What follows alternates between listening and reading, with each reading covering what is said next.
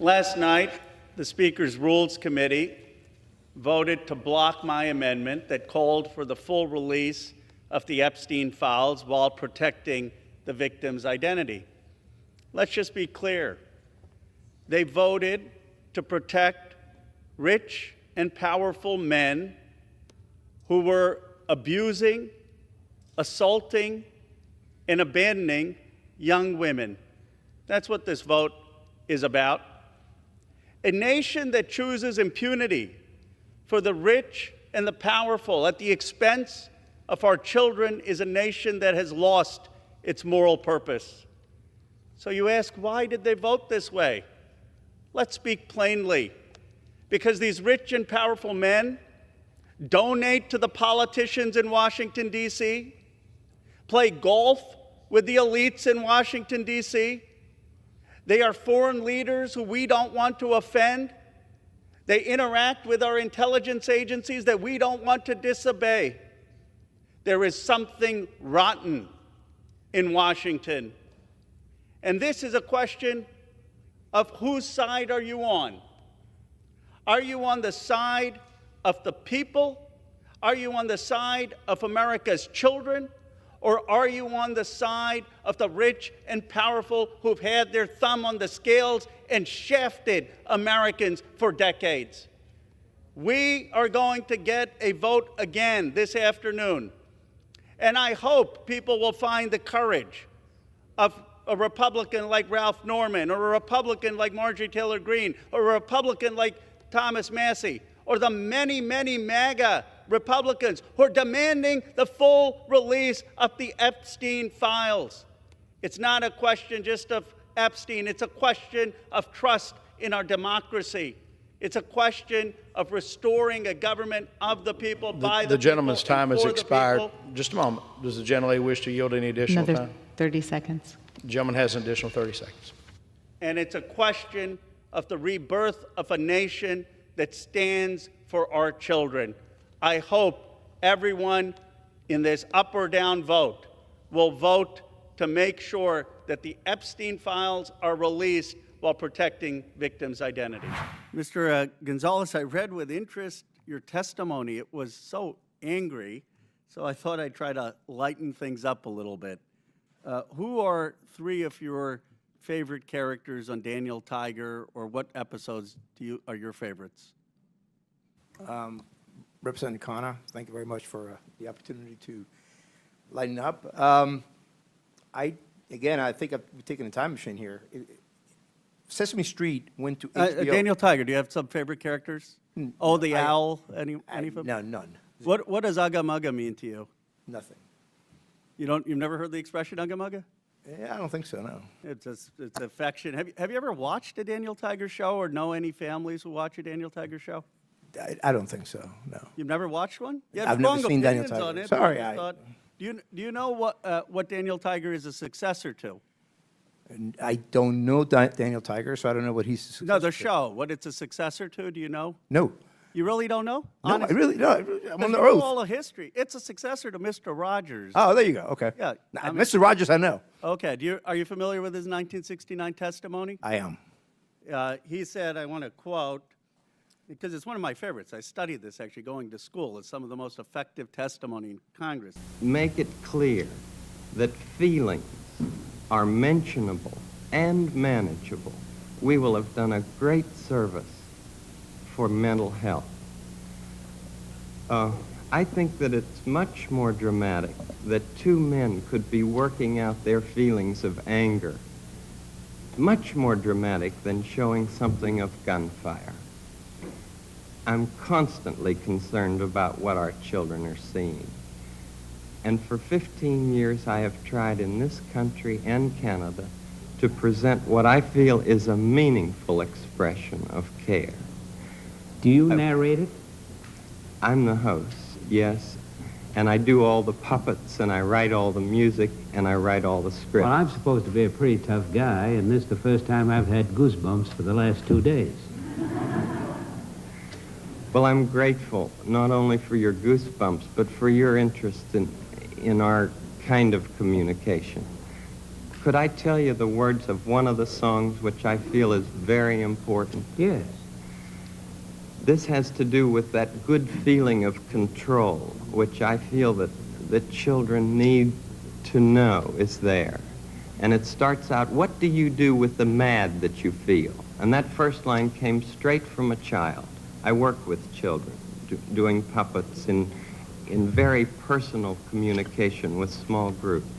What do you do with the mad that you feel? When you feel so mad you could bite. When the whole wide world seems oh so wrong, and nothing you do seems very right. What do you do? Do you punch a bag? Do you pound some clay or some dough? Do you round up friends for a game of tag or see how fast you go? It's great to be able to stop when you've planned a thing that's wrong and be able to do something else instead and think this song. I can stop when I want to, can stop when I wish, can stop, stop, stop anytime. And what a good feeling to feel like this and know that the feeling is really mine. Know that there's something deep inside that helps us become what we can. For a girl can be someday a lady, and a boy can be someday a man. I think it's wonderful. I think it's wonderful. Looks like you just earned the $20 million.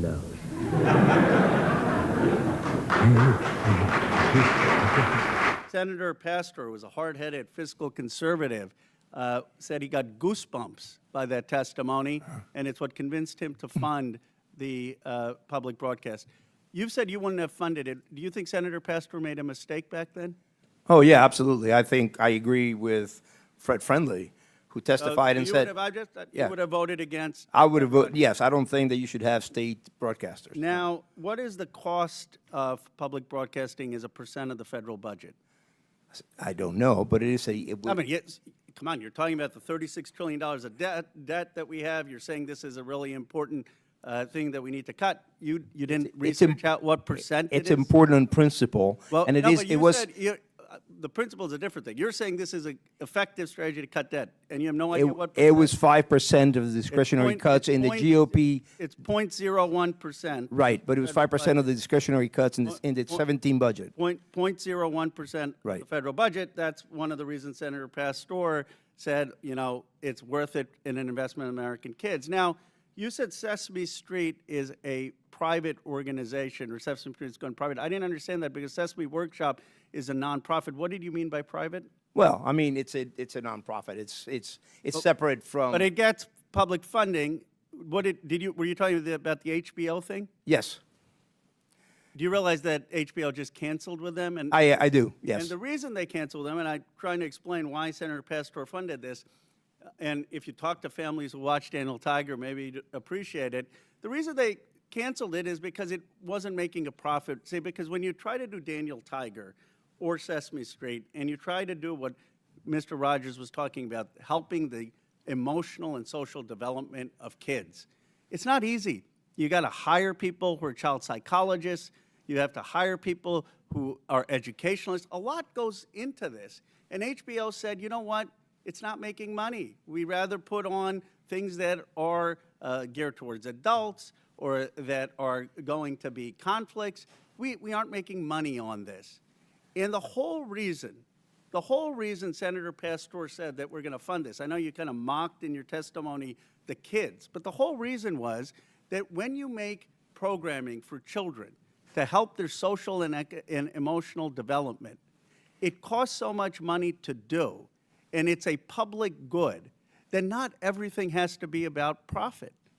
Do you have any idea what it takes to produce Daniel Tiger, who all they hired? Did you ever try to figure it out? No, but I can tell you that the market said that there wasn't enough demand for it, and that's the reason why HBO got rid of it. Right. Because there wasn't enough demand. Yeah, so that's exactly the right point. Are you saying that everything in American society needs to be driven by the profit motive? There is not enough demand on getting ratings for things that help the social and economic development of kids. But what Mr. Rogers understood, what we've forgotten in this country? Some things are more valuable than money. At a time where a country is polarized, I wish we had a little more empathy and caring, and that's not a partisan issue. That's an American issue, and I would recommend you watch that testimony from Mr. Rogers. I hope the whole country would watch it. I have watched it, and we are $36 trillion in debt. I noticed, even though you're here as a Republican called witness, there was a word missing in your testimony, the beautiful word of tariffs.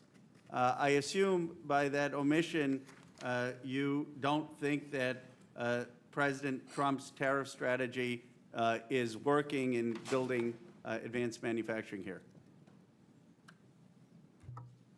Thank you for the question, Congressman.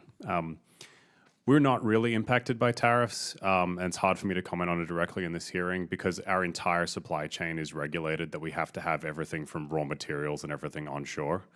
So for United States companies that serve the defense market, we don't really buy anything offshore, and it's hard for me to comment Now, directly. Mr. Power, you're certainly a thoughtful person. I mean, if the president asked you, do you think his tariff policy is working to bring advanced manufacturing in the United States, would you answer yes or no?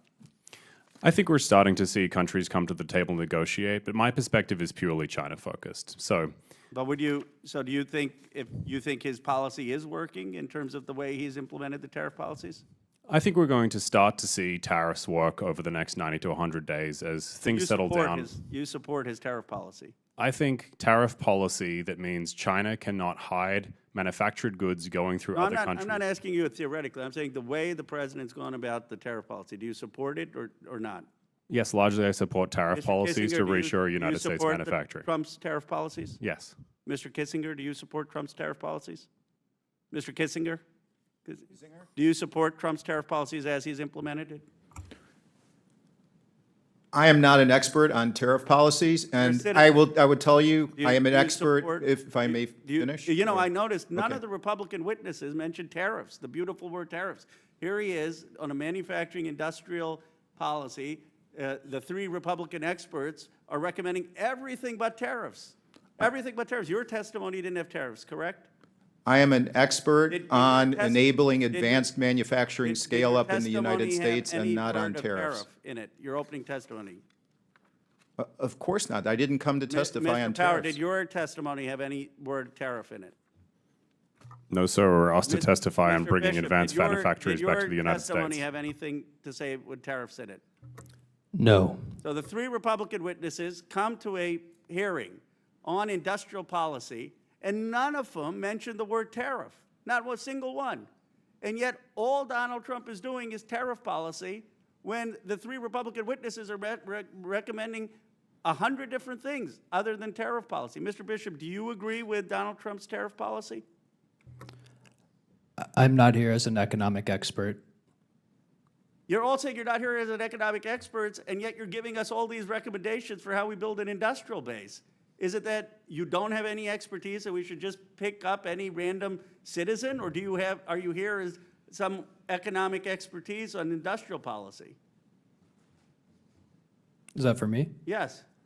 Oh, sorry, I misspoke on this. I mean, on tariffs, this is just not one of the, I mean, like these guys as well, we're focused on building companies here. But I don't understand how there you is a- don't have the President of the United States is saying the way to build manufacturing is to have these tariff policies. You're here to testify on manufacturing, how we're going to build it.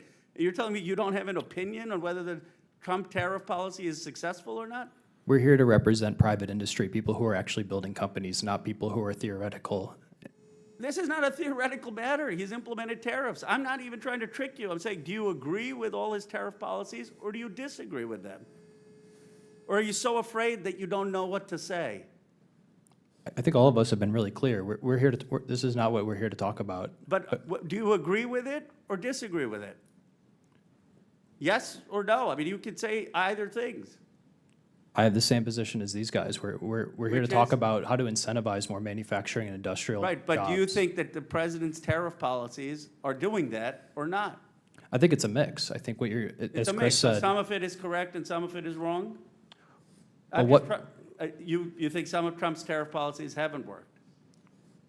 No, I'm saying I agree with actually what Chris was saying, is that what we've seen so far has been And what we're going to be seeing over the next 90 to 100 days has been really interesting, especially as more countries are coming back to the table. But I can't tell the all three future. of you are so afraid of criticizing Donald Trump that even though you don't mention tariffs in any of your testimonies, none of you are willing to say that this policy is totally backfiring. I just don't want to try to predict the near future. I'm not a mind reader. I don't know what's going on in the minds of the counterparties in other countries, and I think this is an inappropriate place to be asked.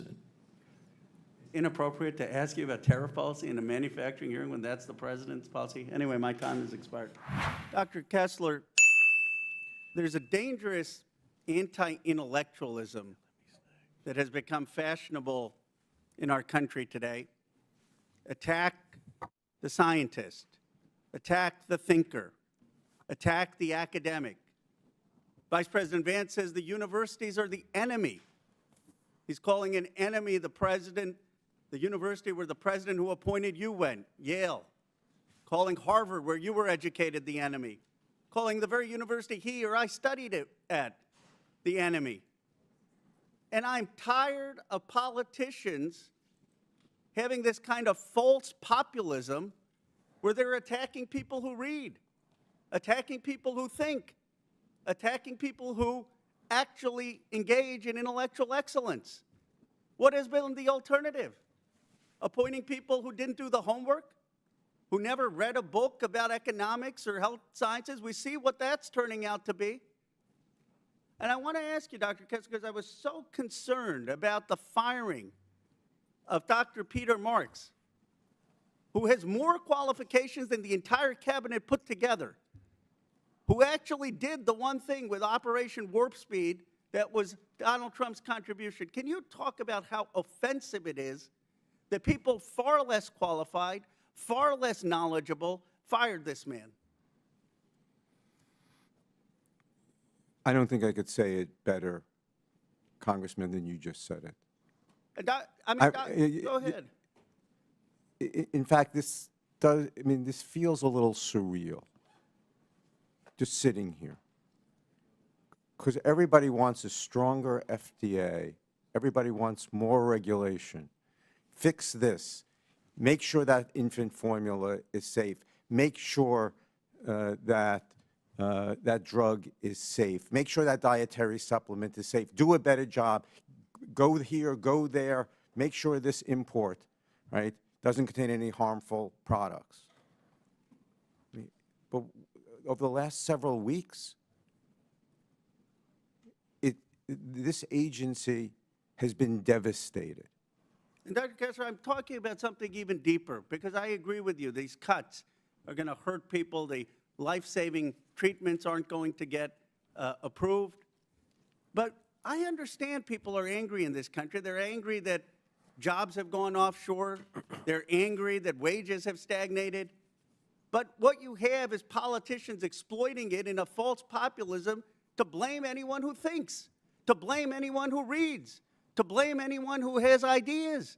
They're attacking the smartest people in our country and blaming them for problems that were caused by political failures. And we need politicians in this country who are going to say, we're going to stand to defend intellectuals.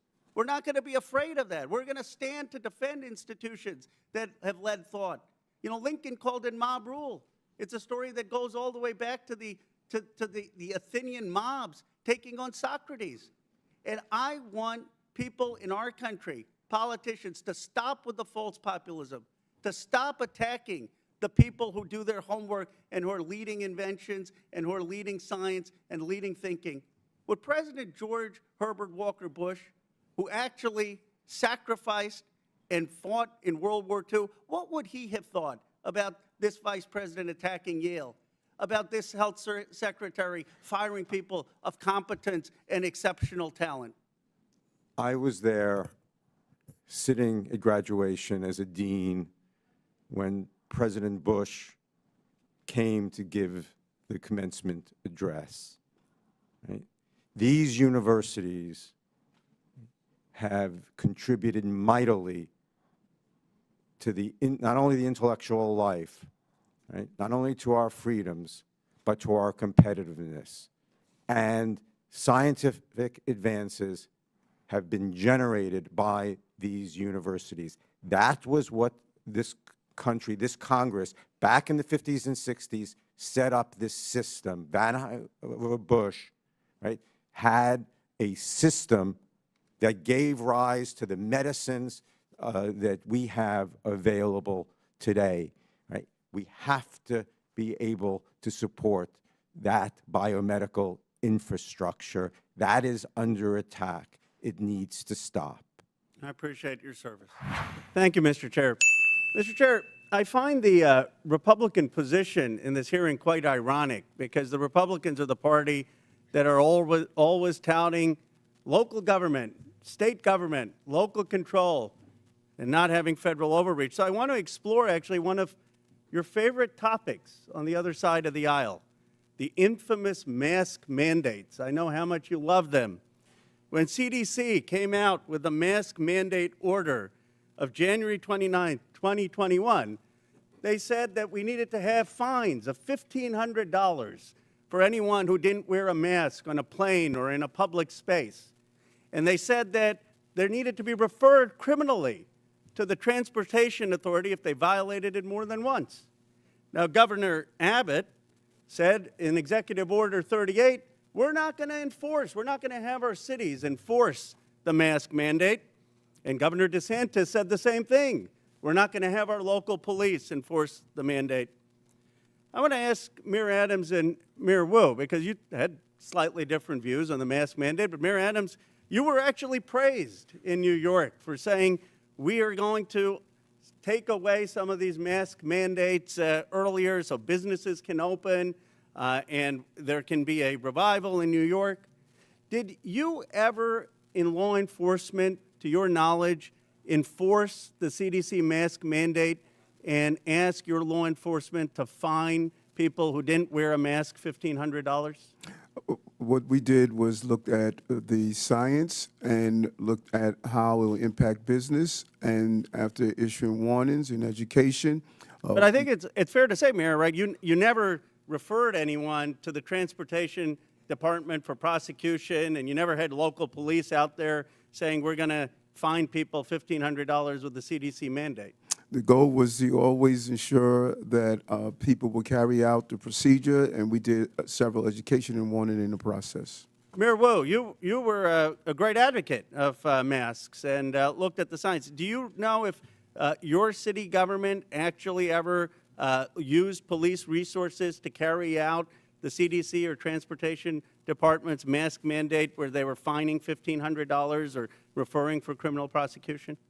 I am not aware of any incidents of someone in Boston having been fined or prosecuted for any mask-related issues. We certainly prioritize public health and saving lives, and so our role as a city was to provide positive communication, outreach, make sure there were signs and different community organizations that could go and remind people to stay safe and do their best to take care of each other and their families. As much of an advocate as you were for masks, and I was an advocate for masks, would you have been hesitant to order your law enforcement, your local police, to say if someone was violating those mask mandates that we need to cooperate and turn them over to the Transportation Department for prosecution? Would that have given you some pause if the federal government were saying use your police departments to fine people $1,500 and give us their records for criminal prosecution? Yes, it would have. And so I guess I'm trying to understand, you know, if we set this precedent that we want cities to be enforcing every federal mandate, then what happens when there's a new Democratic president that comes and says, we want a mask mandate that the Republicans may not want? And when there are conservatives like Governor DeSantis or Governor Abbott saying we don't want our cities to enforce that. Do you see, Mayor Wu, any difference between a federal government asking you to enforce laws that ICE is doing versus a federal government asking you to enforce a mask mandate or, frankly, to enforce gun laws that may not be what your local city department is focused on? It does seem that local authority is part of our democracy and part of our system of government. Isn't the real issue here not one of immigration, but of federalism? Isn't the question, I mean, everyone agrees that there needs to be, if there's someone who's convicted of a crime, that ICE has the right to enforce those laws. The question is just, are you going to have local governments in this country be beholden to every new president's directives and an arm for enforcing that? My view is that we ought to have local governments be able to use their police officers for their priorities. That, in its essence, is federalism, and it actually used to be the conservative Republican position. Last week, President Trump came in this chamber, and he said he was going to balance the budget immediately. I just want to go over some facts, not politically, just facts. We've got a $36 trillion debt. That's where we stand. Now, currently, we're running a $1.8 trillion deficit. So if you were to balance the budget, that would be zero, and we should stay at a $36 trillion debt. But what does President Trump do with the Republicans? What is their budget? Their budget actually is going to add $28 trillion of debt over the next 10 years. Now, here's the kicker. It's not just that they aren't balancing it to keep it at $36 trillion, it's that they're adding more debt by adding to the deficits more than the current deficits. The current deficit projection would add $23.9 trillion of debt.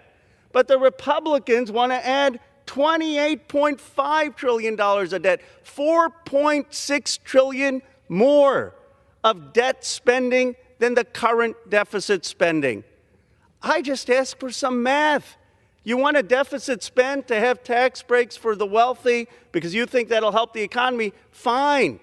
But every American should look at this chart because the Republican budget is making the deficit and the debt worse. It's not balancing the budget.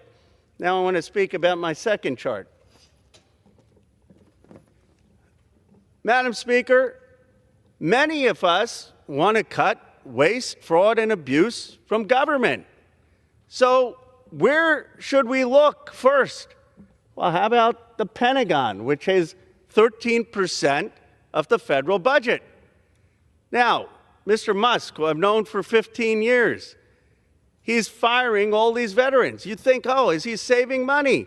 Let's look at this chart. All of the DOGE firings, 0.004% of the budget is where Mr. Musk's cuts have come.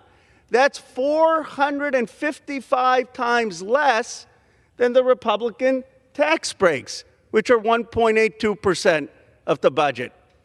I don't understand it. I mean, Mr. Musk, Elon, you're an engineer. You're cutting 0.004%, while the Republicans are providing 455 times that in a tax break, and you're not touching the main budget of 13% of the Pentagon. So I have a proposal for you. You can either come to Congress to explain this chart, why you're going after 0.004%, or USAID, 0.7%, as opposed to going to the 13% of the Pentagon budget, why you're allowing tax breaks of 455 times more than the savings you're finding at DOGE. You can either come to Congress, or you can go to Jon Stewart. Jon Stewart called you out, and he said, why not, if you want to cut waste, cut the Pentagon defense contractor budget? Why not cut the fossil fuel subsidies? Why not cut the drug manufacturers who are ripping off the government? Just talk math. Talk math about how you get actual cuts, because right now you're cutting 0.004% while not going after any of the real holy cows in our government. Thank you, Madam Speaker. Members are reminded to direct their remarks to the chair and not to a perceived viewing audience.